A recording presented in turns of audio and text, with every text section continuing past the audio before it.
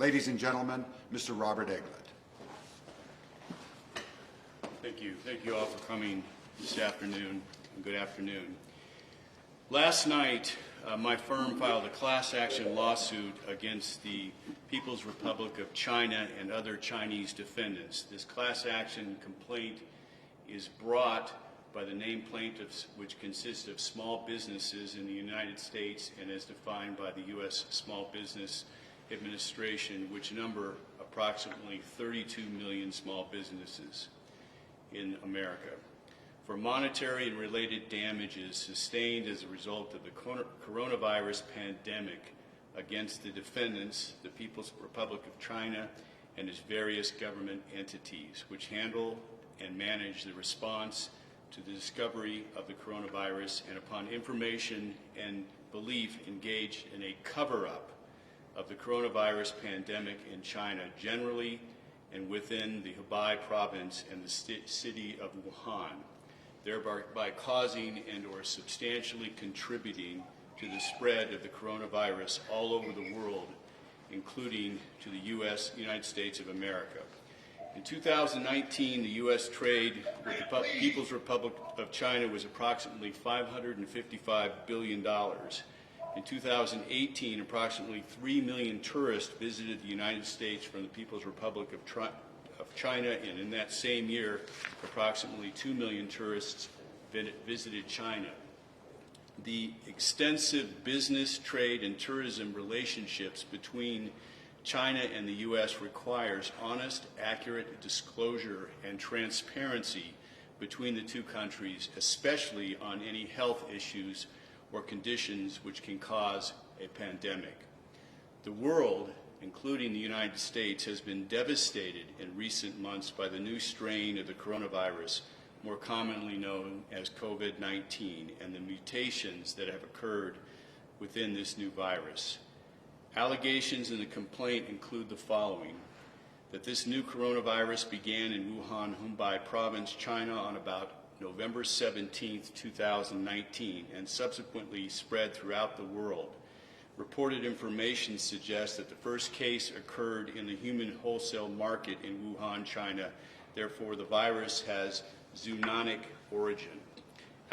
Shortly after November 17, 2019, China and the other defendants knew or should have known that COVID-19 was a new, dangerous, contagious, and deadly virus because many Chinese citizens who contracted the virus were getting very sick and some were dying. Moreover, DNA samples taken from these very sick and dying people confirmed that this was a new virus for which there was no vaccine or cure. We allege that shortly after November 17, 2019, China and other defendants received credible scientific evidence confirming that this new virus, which first emerged in Wuhan, China, was very contagious, deadly, and capable of causing a pandemic.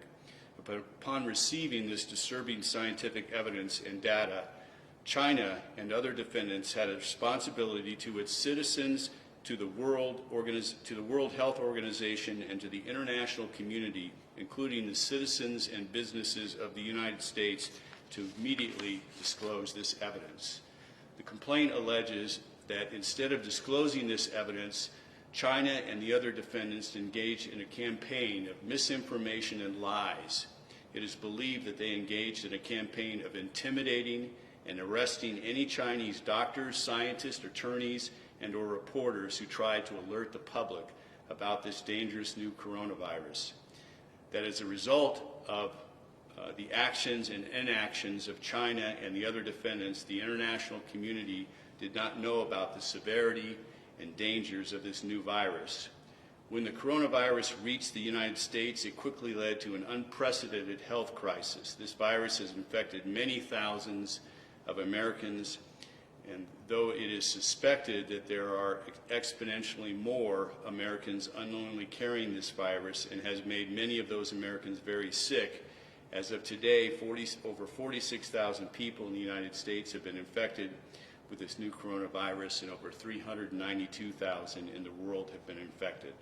The complaint further alleges that the conduct and misconduct of the defendants has caused substantial monetary and related damages to the named plaintiffs and the class members.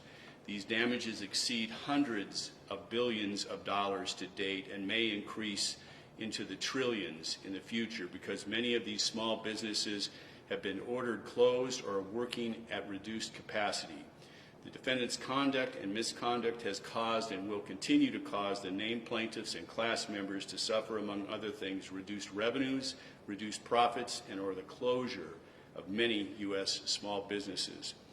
The U.S. federal courts have jurisdiction under the Foreign Sovereignty and Immunities Act of 1976, 28 U.S.C. Section 1602, throughout that section, and particularly the exceptions of Section 1605A for acts outside the territory of the United States in connection with a commercial activity of the defendants that cause a direct effect on the United States, and Section 1605A5 for money damages for loss of property occurring in the United States and caused by the tortious acts and or omissions of defendants or of any official or employee of defendants while acting within the scope of his or her office or employment.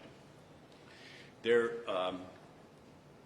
is an exception to jurisdiction under the FSIA for discretionary acts because, as this complaint alleges, the defendants have acted clearly contrary to the precepts of humanity, transparency, and or their conduct is prohibited by the internal laws of the People's Republic of China and its provincial and municipal governments. Moreover, on March 19, 2020, the People's Republic of China admitted that the Wuhan police acted improperly when they intimidated and forced Dr. Li Wanliang, who was a whistleblower that exposed the existence and dangers of this new virus, to sign a false statement.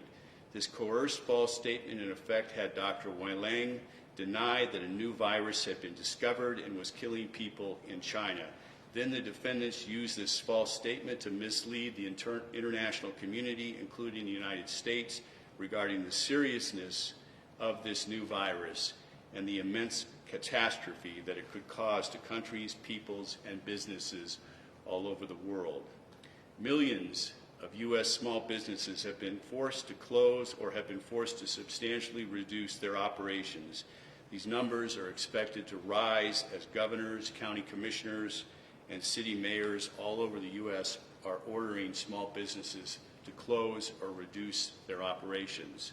The complaint further alleges that between November 17, 2019, when the first case of this new virus was first detected, until February 11, 2020, when the World Health Organization declared the COVID-19 outbreak a pandemic, the People's Republic of China and the other defendants intentionally misled the international community about the coronavirus and its devastating medical and economic effects. Moreover, the defendants covered up the severity of this health pandemic. In order to effectuate this cover-up, it is believed that defendants intimidated doctors, scientists, journalists, and lawyers and ordered the destruction of medical testing and data, which would have exposed defendants' attempted cover-up to the public. While defendants took those actions, defendants told the public that everything was under control. In truth, the medical crisis was out of control. The complaint alleges that because of the rising threats, the U.S. has barred plane travel from China, the European Union, and most countries in the world. Conventions, functions, and events have been canceled. The playing season for all professional sports in the United States have been suspended indefinitely. Hotels and casinos in most states have been closed. Shows and cinemas have been closed. Many restaurants have been closed. Tourism has been decimated. Millions of small businesses are closed. For the businesses that remain open, they have few customers. The complaint alleges that China and other defendants are part of a totalitarian governmental system, and part of this system involves exaggerating good news while suppressing bad news. The discovery of a new contagious and deadly virus that started in Wuhan, China was bad news. international treaties, agreements, and common decency require that China and the other defendants to inform the international community shortly after November 17, 2019, about this new, dangerous, contagious, and deadly virus. They did not. Instead, they engaged in a campaign of falsehoods, misinformation, cover-up, and destruction of evidence. And China and the other defendants failed to timely report the outbreak, underreported the severity of the virus, underreported the deaths caused by COVID-19, and failed to contain the outbreak despite knowing the seriousness of the situation. President Trump issued an executive order banning foreign nationals other than the immediate family of U.S. citizens and permanent residents who have traveled in China in the past 14 days from entering the U.S. effective February 2nd, 2020. However, the complaint alleges that China and defendants from October 17, 2019 to February 20th, 2020 allowed thousands of people from Wuhan to travel to the United States, although they knew or should have known that there was a high likelihood that many of these people carried the very contagious new virus and would contaminate many people living in the United States. The complaint also alleges that defendants also committed the following acts and omissions. People in Wuhan started to die from the virus in December 2019, and the defendants suppressed and or underreported this information. On December 17, 2019, Dr. Zhang Jixian, Jixian, and the Hubei Provincial Hospital of Integrated Chinese and Western Medicine sounded the alarm about a new disease that had already affected 180 patients, and the defendants suppressed this information. From December 26, 2019 to December 30, 2019, the first evidence of the new virus was revealed through Wuhan patient data, which had been sent to multiple Chinese genomics companies. During this time period, the Hubei Health Commission ordered one of the genomics companies to stop testing on the new virus and to destroy all the data. Simultaneously, the defendants pressured the press not to report these facts. On December 30th, 2019, Dr. Li Weilang sent a message to his former classmates about the new virus affecting Wuhan residents and urged them to be careful. On December 31st, 2019, which was almost 1.5 months after the first reported case, Chinese officials finally alerted the World Health Organization about the pneumonia with an unknown cause affecting the health of people in Wuhan. This disclosure was misleading because the destroyed data showed that the real cause was a newly discovered virus, and it was far too late. On December 31st, 2019, the Chinese Internet authorities started to censor all social media references to this new disease and the government's response. On December 31st, 2019, the Wuhan seafood market, where the virus allegedly first broke out, was finally closed. Under the guise of disinfecting the area, governmental authorities failed to have doctors inspect the area and failed to swab individual animal cages or draw blood from the workers in order to determine the real source of the virus.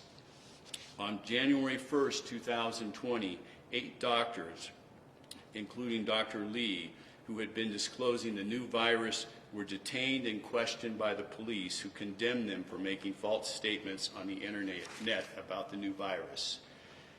On January 3rd, 2020, China's National Health Commission issued a gag order on matters regarding the new virus and ordered pneumonia samples from affected people to be moved to designated facilities or destroyed. The same commission ordered medical institutions not to publish anything about this unknown disease. On January 5th, 2020, a professor of the Shanghai Public Health Clinical Center provided the genomic sequence of the new virus to Chinese authorities. On January 9th, 2020, the World Health Organization released a statement about the cluster of pneumonia cases in Wuhan, suggesting the cases were attributable to a new coronavirus because they ruled out SARS, MERS, influenza, bird flu, and other known pathogens. On January 9, 2020, after being outed by the WHO, the defendants finally announced the first official death of a coronavirus patient, and that 59 additional people had coronavirus in Wuhan. On January 10, 2020, the defendant's agent and health expert told the Chinese state's China Central Television that the pneumonia was under control and downplayed the virus as a mild condition. On January 14, 2020, the World Health Organization disclosed that there may have been human-to-human transmission of the new virus. On January 14, 2020, Chinese police started detaining journalists trying to report the outbreak at a Wuhan hospital. These journalists were also forced to delete any footage taken, and they were forced to give their phones to the police. On January 15, 2020, the head of the Chinese CDC misled the public by stating that the risk of human-to-human transmission was low. On January 18, 2020, despite the known COVID-19 crisis and its high level of contamination, the city of Wuhan held a potluck banquet for 40,000 people to try to break a world record, and the government did nothing to stop that giant potluck party. On January 20, 2020, a top Chinese doctor who previously helped fight the SARS epidemic stated during a television interview that COVID-19 was spreading from person to person. The same doctor later stated that if the defendant, the People's Republic of China, had acted in December 2019 or early January 2020 to contain the virus, the number of sick people would have been greatly reduced. On January 20, 2020, the mayor of Wuhan admitted that Beijing's rules kept him from disclosing information about COVID-19. Therefore, the defendant's failure to be transparent with the public and failure to confront the COVID-19 crisis by ordering a quarantine for almost 2 months was central to a pandemic occurring because the infection spread in an exponential manner. According to scientists, almost 99% of the world's infections could have been avoided if the defendants had acted properly in early December 2019. On January 22, 2020, the President of the People's Republic of China stated that he had ordered local officials to contain the virus as early as January 3, 2020. However, the Chinese President's position on January 22, 2020 is directly contradicted by statements of the local Wuhan government officials. On January 23, 2020, the city of Wuhan was ordered locked down. However, 5 million people had already left the city without being screened by that time, and nobody knows where these 5 million people traveled to. On January 30, 2020, the first person-to-person case in the United States is reported. This involved the husband of a Chicago woman who brought the infection back from Wuhan, China. On February 6, 2020, to further control the narrative of everything is under control, China's president orders China's internet watchdog to further control social media platforms. On that same day, journalist and attorney Shen Qiushi, Qiushi, disappeared in Wuhan after posting footage from overcrowded hospitals and panicking families. On February 7, 2020, Dr. Li Wanling, who was one of the first whistleblowers regarding COVID-19, died. The People's Republic of China disclosed that Dr. Wanling allegedly died from contracting coronavirus from a patient that he was treating. Several civil rights groups have alleged that Dr. Wanling was killed in order to silence him. On February 9, 2020, journalist Fang Bin mysteriously disappeared after posting videos about the COVID-19 crisis in Wuhan. On February 15, 2020, China's president further tightened control over the internet. On that same day, Chinese activist Zhu Zhiyong, Z-H-I-Y-O-N-G, was arrested for writing an essay that called upon China's president to resign for his poor handling of the coronavirus pandemic. On February 16, 2020, Chinese professor Zhu Zhengrum was arrested and banned from using the internet after he published an article stating that the coronavirus epidemic had revealed the rotten core of Chinese governance. On March 11, 2020, the World Health Organization declared that COVID-19 was a pandemic effort after it had spread to over 100 countries. On March 14, 2020, another Chinese reporter, Ren Xinquan, Z-H-I-Q-I-A-N-G, disappeared after he criticized China's president's handling of the coronavirus epidemic. On March 17, 2020, the People's Republic of China ordered journalists from the New York Times, Wall Street Journal, and Washington Post to leave the country after they continued to report the out-of-control pandemic in China and the country's citizens' complaints.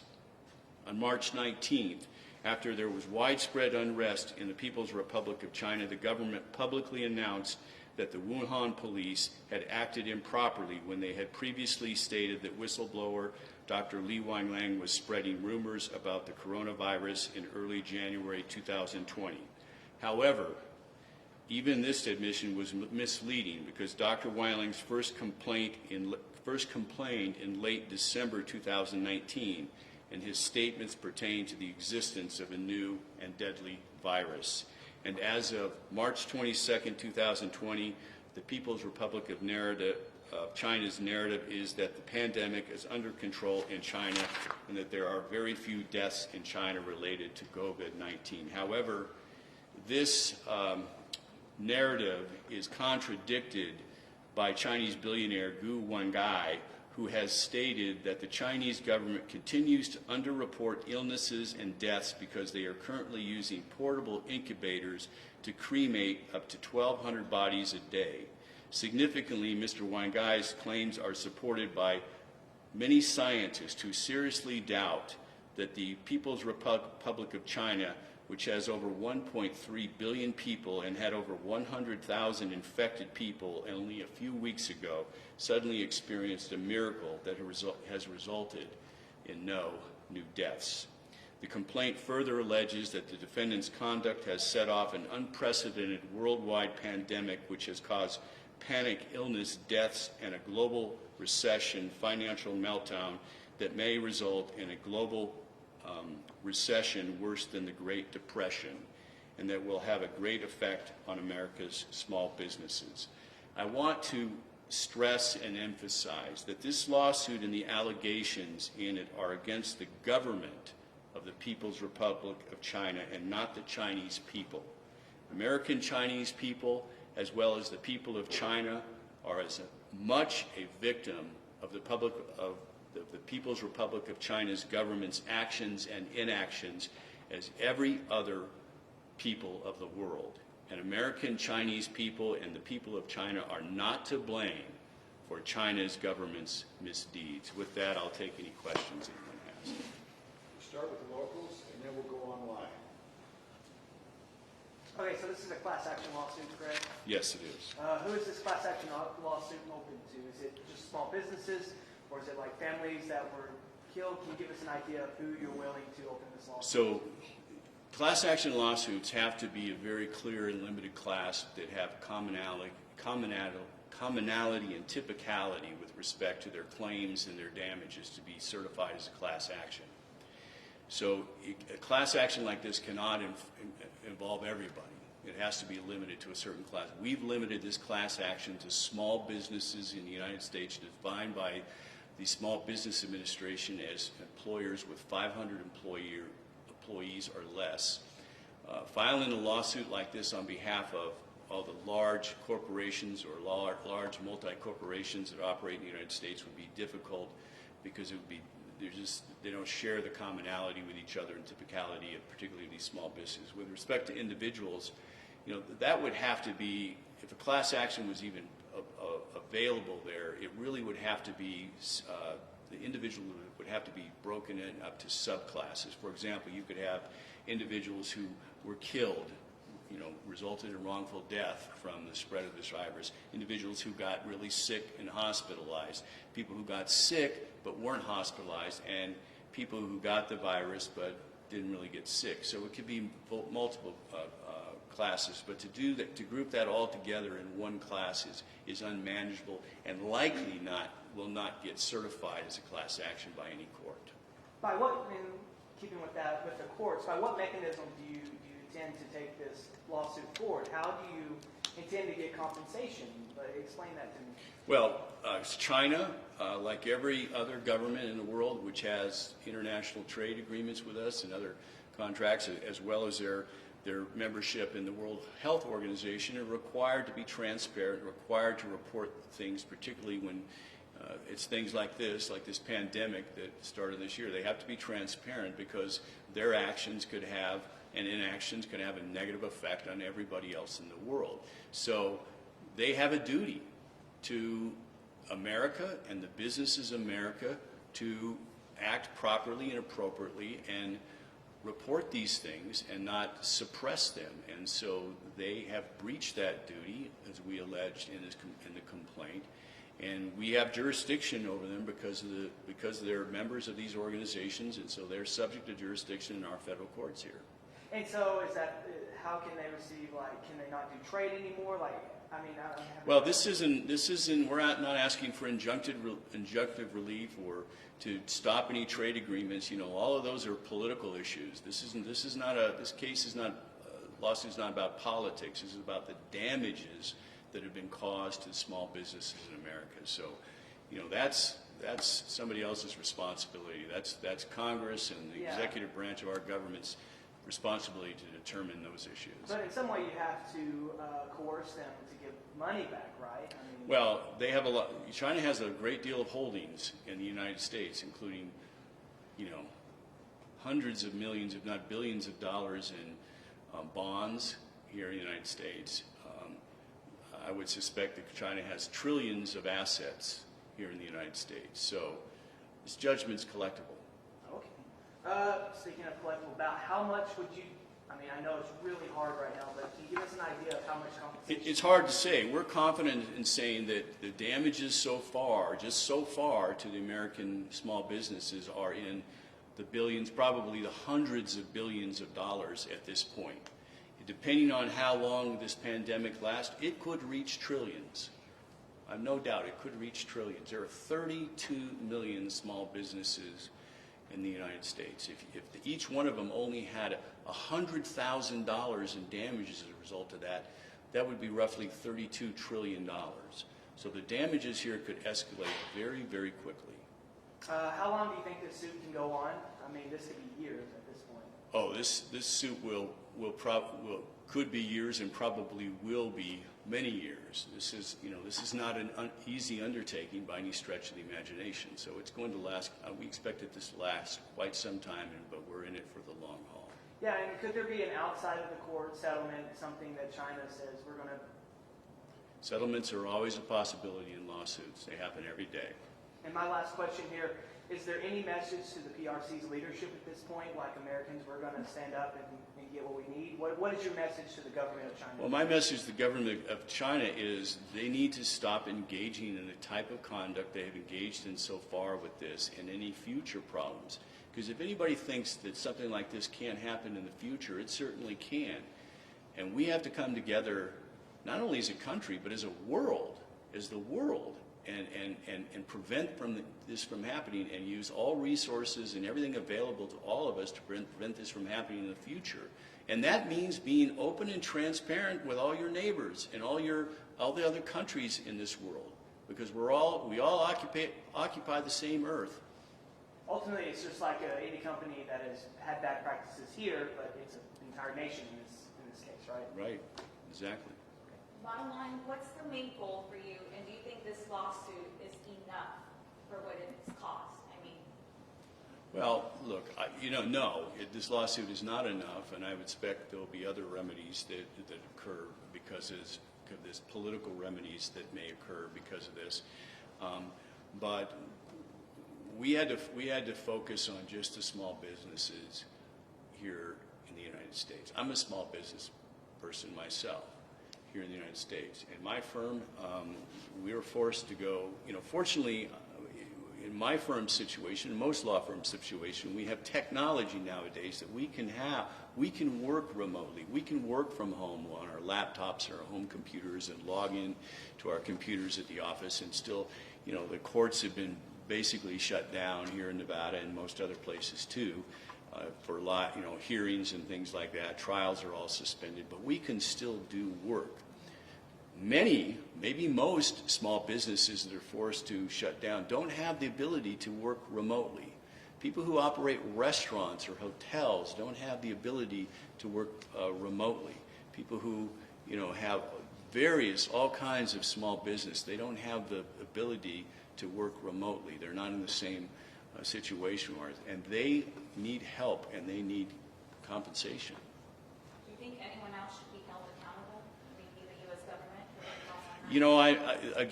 I'm not. This case is against the People's Republic of China. I'm not going to get pulled into the fray on, what kind of job the U.S. or any of the state governments have engaged in.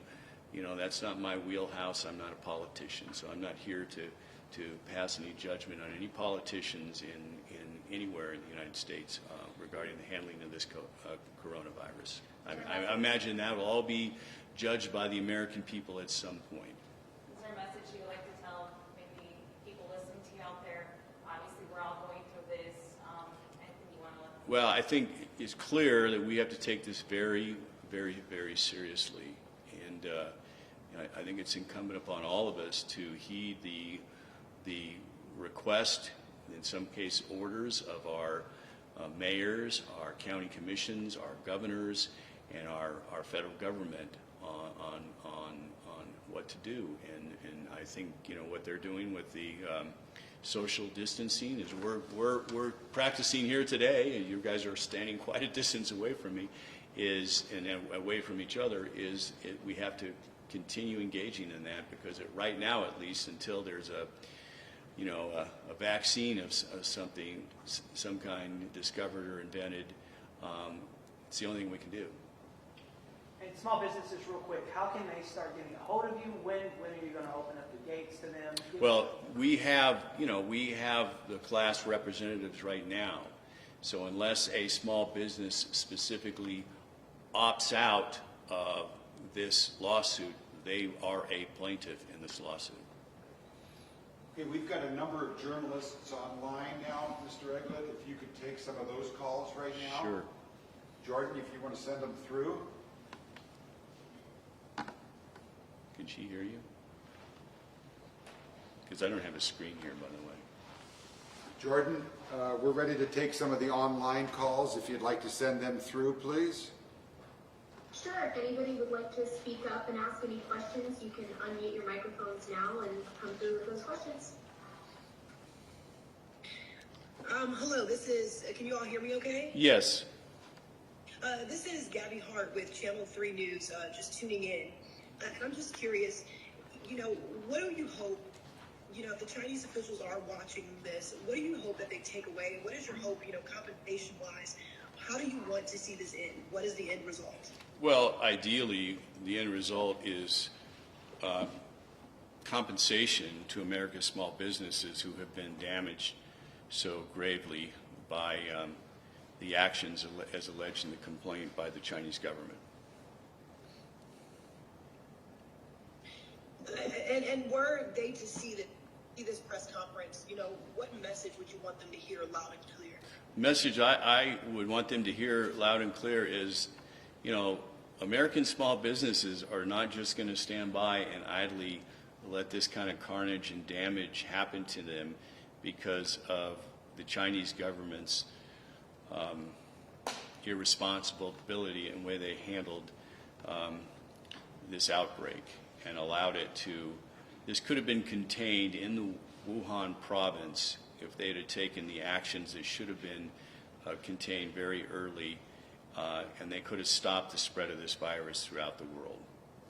And their actions and inactions, we believe, are are largely to blame for the outbreak, the worldwide outbreak and the pandemic, and they should be held accountable and responsible, and we seek to hold them accountable and responsible by this lawsuit. And I would hope that this would be a moment for them to take a pause and realize that, maybe that they need to, in the future, to prevent something like this from happening again, they will learn from this and not take these same type of totalitarian steps that they did to suppress this information from the rest of the world. Mr. Eglet, you have a question on chat right now from David Ferrara at the Las Vegas Review-Journal. And the question is, how do you get around sovereign immunity? Well, under the Foreign Sovereign Immunity Act of 1976, there are exceptions when the foreign government engages in the conduct that they've engaged in here, and the sovereign immunity will not apply, in our view. Any other questions from anyone? Sure, there will always be challenges we receive in court, but we're prepared for them. Any other online questions that we can take right now?